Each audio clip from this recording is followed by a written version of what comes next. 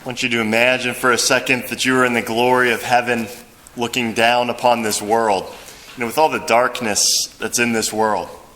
If you could hear the cry of every abused child, if you could see every drop of blood that was shed through the constant wars and the school shootings and all the other things we hear about in the news every day. If you could feel the dysfunction and pain from broken families. Even the best of families has friction from time to time, but certainly more so with families going through divorces, abuse, addictions, and just the daily struggles that each one of us faces. If you were looking at that from the glory of heaven, what could you possibly do to help the situation? A similar question to think about, what would God do? What's God think when he sees the world in such darkness and he looks down upon this world? And what dramatic intervention could he do that would be so powerful that it would actually change this world and set it on a different course? Today's feast day of Corpus Christi gives us the answer. What did God do when he saw this world in such darkness? Well, Jesus Christ entered into human history, and he instituted the Mass. As we hear in the gospel today, he took bread and he said, "This is my body." And he took a chalice and he said, "This is the chalice of my blood, the blood of the new and eternal covenant." That was the answer of God to all the pain and the darkness and suffering that's in our world. And I think for most people, this would probably seem ridiculous or irrelevant. Or a waste of time. How could what Jesus Christ did at the Last Supper possibly solve all the problems and all the darkness in the world? And that's probably why most people in the world don't bother to come to Mass. And even most Catholics now don't bother to come to Mass every week. But I think if we see the reality of what the Mass truly is, we can recognize how it really is the remedy to all of the darkness in the world, and how the Mass is actually the very hinge in the center of human history, and ultimately, the Mass is the only hope for the human race. Why is that? Well, first reason I'd throw out is for the world to change, human hearts must change. And more than anything else, it's the Mass that transforms the human heart. When we come to Mass, what we witness is the action of Jesus Christ and his example of complete and total self-sacrifice for the ones that he loves. We see the perfect example of true and authentic love, laying down one's life for another. And we see the greatness of what human beings are created to be, that we're created to imitate that love. When we receive Jesus Christ in the Eucharist, it's an encounter with pure and authentic love, the greatest and most powerful love that we can ever experience in this world. And first, in order for us to be whole as people, we must experience that love. We must understand what it means to be part of God's family. And the power of his love to heal our hearts is incredible. And then, in turn, once we experience that love within ourselves, it teaches us how to reflect that love to others. How to overcome the selfishness and the greed and the lust that are part of fallen human nature. The ability for a person to look at another and say, this is not a person I need to be lusting after. This is a real person, and I need to deny my desires and treat this person with charity. Or I don't need to be worried about greed and financial gain. I need to see the person who's right in front of me and treat them with the respect that they're due. And so it's the Mass is the center of a healthy person, because we have to first experience love and learn how to show that authentic love to others. And the Mass is the center of any healthy, thriving family. Because in order for a family to truly be a place of charity, we need to know what charity is. And so if we place the Mass at the center of our lives, and if we place the Mass at the center of our families, it will heal us, and true and authentic charity will reign.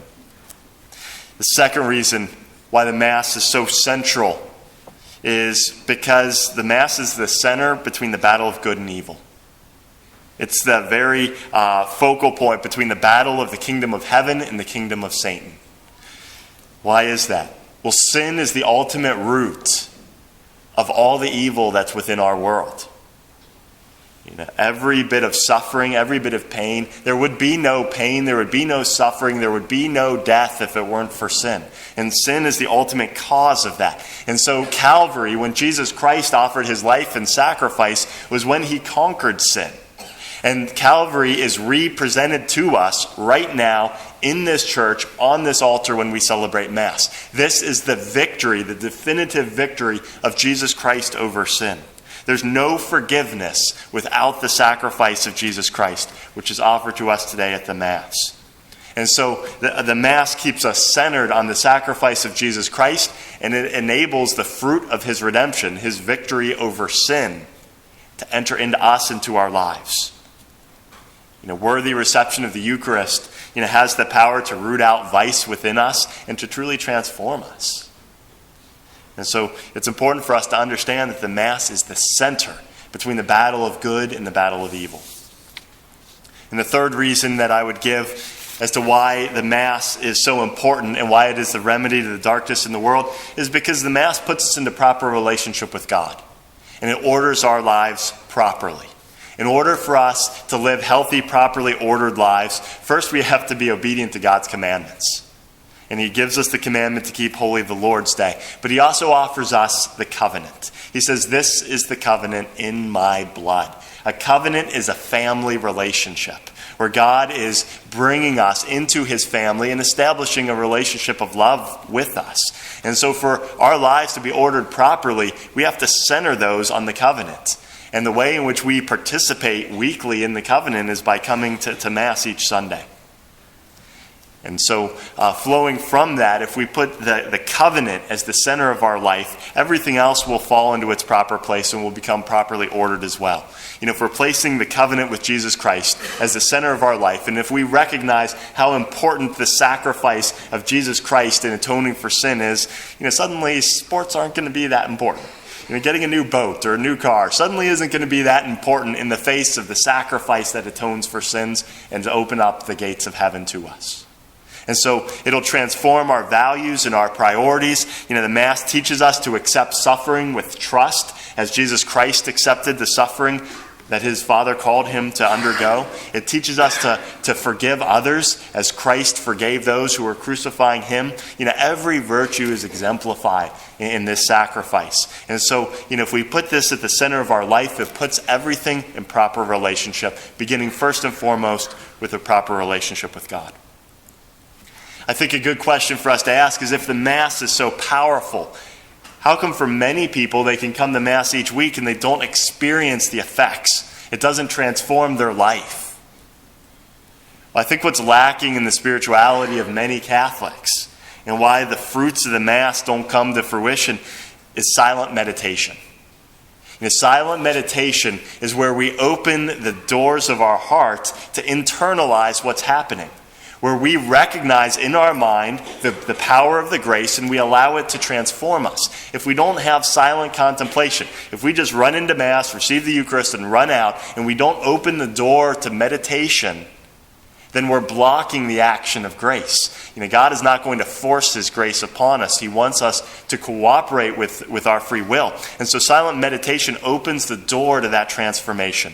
And that's why the traditional Latin Mass is so important, because there's so much silence. That's why Pope Benedict wanted the traditional Latin Mass celebrated in every parish, which we have offered twice a month here at St. Mary of the Woods. And why Eucharistic adoration, which we offer Thursday evenings, is so important, because it enables silent meditation and it opens the door for the grace of God to work within us. We're going to have a period of an opportunity for silent meditation where we'll have several minutes of adoration at the end of Mass today. And that enables us, and I certainly encourage you to take that opportunity to enter more deeply into the Eucharist, to open the door to the action of grace and to unleash the power of God's mercy into our lives and into our broken world. And to never underestimate the power of the Eucharist and how it can transform our world if we open the door to the grace that Jesus Christ offers us.